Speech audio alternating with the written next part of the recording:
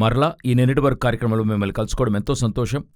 Israel, పాలస్తీనా, Iran, America ఈ సమస్య ఇంకా పెద్ద రీతిలో వెళ్తూ ఉంది. వారు మరో ఘట్టానికి వెళ్తున్నారు. ఇరాన్ యుఎస్ వారి తాకిడీలు నిలిపెట్టు కనపడటం లేదు. తర్వాత యురేనియంని మరో స్థాయికి తీసుకెళ్తామంటున్నారు. దీనికి మధ్యలో ట్రంప్ చైనాకి వెళ్లాడు, ఈ చర్చలు జరిగించడానికి వెళ్లాడు. ఇంకొక వైపు చూసినట్లయితే టర్కీకి, ఇస్రాయేల్కైన సమస్య పెద్ద లెవెల్లో చాలా పెద్ద టెన్షన్గా మారుతుంది. దీనికి మధ్యలో పాకిస్తాన్ ఇరాన్కి పెద్దగా సపోర్ట్ చేసి వారి యొక్క బేస్లో ఇరాన్ యొక్క ఆయుధాలు తేవడానికి సహాయపడ్డారు. ఇలాగా వారికైనా అతి ముఖ్యమైన సంభవాలు జరుగుతూ ఉన్నాయి. రష్యా వారు ఐరోపాలో తాకిడీలు చేయడానికి తయారుగా ఉందని ఐరోపా వారు అనుకుంటున్నారు. ఈ విధంగా ప్రపంచమంతటా యుద్ధాలను గురించిన విషయాలు సంచలనాత్మకంగా ఉన్నాయి. వీటికి మధ్యలో ఏప్రిల్ 27వ తారీఖున ఇండియాలో మాత్రం 50 సిటీలు 112 డిగ్రీల ఫారెన్హీట్ దాటింది. అంటే ఇది ఒక అసాధారణమైన పరిస్థితి అని చెప్తున్నారు. ఇదొచ్చి నార్మల్ కాదు. ఒక దేశంలో 50 సిటీలు 112 డిగ్రీలు దాటుతుందంటే ఎంతటి ఉష్ణం! అదే సమయంలో నైట్ చాలా చల్లగా ఉంటుంది. ఇది ఒక అసాధారణమైన స్థితియే. ఇది కాకుండా 3 అతి ముఖ్యమైన విషయాలు మనం ఈరోజు చూడబోతున్నాము. రండి కార్యక్రమంలోనికి వెళ్దాం. మొట్టమొదటిగా మన ప్రధానితో పాటు ప్రపంచంలో ఉన్న పెద్ద నాయకులందరూ ప్రజలకొక కాషన్ అంటే ఒక హెచ్చరిక జారీ చేశారు. అంటే ఏంటంటే మనం ఏదో ఒక అసాధారణమైన పరిస్థితిలోకి వెళ్లబోతున్నాము, అందుకోసం ఇప్పుడే వర్క్ ఫ్రం హోం, ఇంటి నుండే పనిచేయడం అనేటువంటిది స్టార్ట్ చేయమని చెప్తూ ఉన్నారు. అదేవిధంగా పిల్లలకి ఆన్లైన్ క్లాసెస్, అదేవిధంగా అది కూడా అలా స్టార్ట్ చేయమని చెప్తూ ఉన్నారు. అది మాత్రమే కాకుండా ఫ్యూయల్ ప్రైజెస్ అంటే ఇంధనం యొక్క వెల అధికమవుతుంది. ముందుగానే కమర్షియల్ సిలిండర్స్ అని కూడా పెంచడం అయ్యింది. ఇప్పుడు ఎల్పీజీ ప్లస్ ఈ ఫ్యూయల్ పెట్రోల్, డీజిల్ ఎక్కించడం తప్ప వేరే మార్గం లేదు, ఎక్కించే తీరాలి. ఎందుకంటే ఆయిల్ కంపెనీస్ కూడా ఏమంటున్నారు, 21 రూపాయల వరకు పెంచాలి. అయితే ఆ స్థాయికి పెంచము, కొంచెమైనా పెంచి తీరాల్సిందే అనే పరిస్థితికి వారు వచ్చున్నారు. ఇవన్నీ కూడా వారు ఒకదాని తర్వాత ఒకటి చెప్తూనే ఉన్నారు. ఇంకా బంగారం కొనడం ఆపివేయండి, 1 సంవత్సరానికి మీరు బంగారం కొనవద్దని చెప్తూ ఉన్నారు. అది మాత్రమే కాకుండా ఖరీదైన వస్తువులు ఏది ఇప్పటికే కొనవద్దు, అన్నిటిని కూడా కొంచెం కట్టుబాటు చేసి ఆపమంటున్నారు. అది దాటించి విదేశీ ప్రయాణాలు ఎంతకెంతకు తగ్గించగలరో అంతగా తగ్గించండి అని చెప్పున్నారు. ఇవన్నీ కూడా దాటించి ప్రధానే తనకు భద్రతనిచ్చే వాహనాలు 50%గా తగ్గించమని చెప్పాడు. ఆ కాన్వాయ్ తగ్గించాడు. ఎందుకంటే ఫ్యూయల్ కార్యం కట్ చేయడానికి ఒక నిదర్శనంగా చేశాడు. ఇది చూసినట్లయితే ఇండియాలో ఈ కార్యము ఎంతో సంచలనాత్మకమైన చోటు చేసుకుని ముందుకు వెళుతూ ఉంది. ముందుగానే మనం దీని గురించి అనేకము చెప్పి ఉన్నాం. మనం అతి ముఖ్యమైన చోట ప్రపంచంలో ఒక కార్యాన్ని చూస్తున్నాం. అంటే ఒక అసాధారణ పరిస్థితిలోకి లోకం వెళుతుంది. మిగతా రాజకీయ నాయకులు కూడా ఏం జరుగుతుంది, నిజం చెప్పండి, ఆర్థికం ఎలాగుంది అనే విషయాలు అడుగుతూ ఉన్నారు. అయితే ఇది ఇండియాలో మాత్రమే కాదు, ప్రపంచమంతటా జరుగుతోంది. ఒక గొప్ప సమస్యను తెస్తున్నట్టుగా చూస్తున్నాం. ఆస్ట్రేలియా వారి యొక్క మంత్రి చెప్పారు, ఈ జూలై నుండి సెప్టెంబర్లో మాత్రమే త్రైమాసిక సంవత్సరం అంటారు. అది మాత్రమే ఒక బ్యారెల్ వెల ఆయిల్ $200 వెళ్ళినా ఆశ్చర్యం లేదు అని చెప్తూ ఉన్నారు. ఇప్పుడే మనం 110 నుండి 112 వరకు, 106 నుండి 112 వరకు వెళ్లే స్థాయిలో మనమున్నాం. నేను చెప్పేది మే నెలలో, జూలై సెప్టెంబర్లోగా 200కి వెళ్ళడానికి అవకాశం ఉంది అని చెప్తున్నారు. ఇది ఒకవైపు గొప్ప అసాధారణమైన స్థితి. దీనికి కారణం యుద్ధం. మనకు తెలుసు, యుద్ధం వల్ల ఇరాన్, ఈ స్టేట్ ఆఫ్ హార్మస్ దానివల్ల వచ్చే పరిణామాలే. అయితే ఇందువల్ల ఏమవుతుందంటే గొప్ప కరువును కలిగిస్తుంది. ధరలు అట్లే మరో లెవెల్కి ఇప్పుడే ఆ ధరలు వెళ్తున్నాయి. ధరలన్నీ సాధారణంగా ఉండినవన్నీ కొంత అధిక లెవెల్లోకెళ్లాయి. ఇంకా అధికమయ్యే స్థాయికే వెళుతోంది. యేసు కరువులను గురించి చెప్పిన కార్యంలో అతి ముఖ్యమైన స్థలానికి వచ్చాం. ఇది ముందుగానే మీకు హెచ్చరికగా చెప్పబడింది. మీరు సిద్ధపడే ఉంటారనుకుంటా.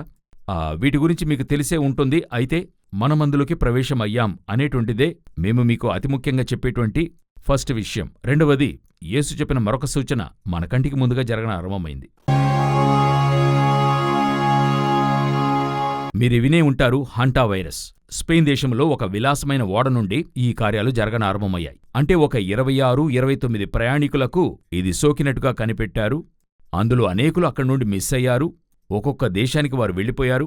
అందులో ఇమీడియట్గా కొందరికి మరణము కూడా సంభవించింది. వరల్డ్ హెల్త్ ఆర్గనైజేషన్ కూడా దీని గూర్చిన ఒక కాషన్ ఇచ్చారు. అది మాత్రమే కాకుండా మరి ఇది పలు దేశాలకు వ్యాపించింది. మలేషియాలో మాత్రమే 22,000 ఓడలు చెక్ చేశారు. అంటే ఈ వైరస్ ఎవరి వల్ల లోనికి రాకూడదు, ఎందుకంటే కరోనాలో ఏర్పడిన దాని యొక్క తాకిడి లేక అటువంటి ఒక పాఠము అన్ని దేశాలు నేర్చుకున్నాయి. అందువల్ల జాగ్రత్తలు తీసుకుంటున్నారు. అయితే ఇండియా లాంటి అధికమైన జనాభాలుండే దేశానికి ఇది కొంత శ్రమ. ఎందుకని అడిగితే మనకి ఇంటర్నేషనల్ ఎయిర్పోర్ట్స్ చాలా ఉన్నాయి, పోర్ట్స్ చాలా ఉన్నాయి. అన్ని వైపులా చెక్ చేయాల్సిన ఒక స్థలానికి వచ్చాము. మలేషియాలో వచ్చి కొన్ని పోర్ట్లే, కొన్ని ఇంటర్నేషనల్ ఎయిర్పోర్ట్సే ఉన్నాయి. కానీ ఇక్కడ అలా కాదు చూడండి. సో అన్ని కూడా చెక్ చేసే స్థలంలో ఉన్నాం. ఆస్ట్రేలియాలోనే ఒక 5గురిని డీటైన్ చేసి ఉంచారు, ఈ విధంగా హంటా వైరస్కి గురి అయిన వారిని. జరిగిందేమో స్పెయిన్లో, ఆలోపలే ఇది ఆస్ట్రేలియా వరకు వెళ్లడం మనం చూస్తూ ఉన్నాం. ఇంకా పలు దేశాలు, అంటే WHO లెక్క ప్రకారం 9 దేశాలకు వ్యాపించినట్టు చెప్తున్నారు, ఇండియాతో కలిపి. అది మాత్రమే కాదు, 12 దేశాలని మరొక వార్త చలామణి అవుతుంది. సో ఈ వైరస్ వచ్చి డెడ్లీ వైరస్ అని చెప్తున్నారు. ఇది దాదాపు 8 వారాల తర్వాతే ఒక అందులకు తెలుస్తుంది. హై ఫీవర్, వామిట్ ఇవన్నీ కూడా ఉంటాయని చెప్తున్నారు. ఇవి ఒక కాషన్ గానే మీకు చెప్తూ ఉన్నాం. సో ఇది ఒక సాధారణ ఫీవర్గా ఆరంభమవుతుంది, హై ఫీవర్ అవుతుంది అని చెప్తున్నారు. ఇది ఎందువల్ల వస్తుంది అని చెప్పి చూసినట్లయితే, బైబిల్లో క్రూర మృగముల వలన ఒక మరణం వస్తుందనే విషయాన్ని బైబిల్ చెప్పి ఉంచింది గదా. ఈ తెగుళ్ళు అనేవి చూస్తే ఇప్పుడు ఇది ఎలుక వల్ల వస్తుంది అని చెప్తున్నారు. వాటి సొల్లో ఉచ్చో, ఇది బాగా అర్థం చేసుకుంటే ఎలుక ఉండడం వల్ల అని చెప్పలేము. వాటి సొల్లు గాలిలో కలిసి అది డస్ట్లో కూడా రావడానికి అనేక అవకాశాలు ఉన్నాయని చెప్తున్నారు. సో తెగుళ్ళు, ఆ వైరస్ మన కంటికి ముందుగా జరుగుతున్నాయి. మీకు జ్ఞాపకం ఉన్నట్టది, కరోనా ముగిసిన తర్వాత ఈ కరోనాలో అనేక వేరియేషన్స్ వస్తుండేవి. వేరియంట్ అని చెప్తారు, ఒకదాని వెనుక ఒకటొచ్చింది.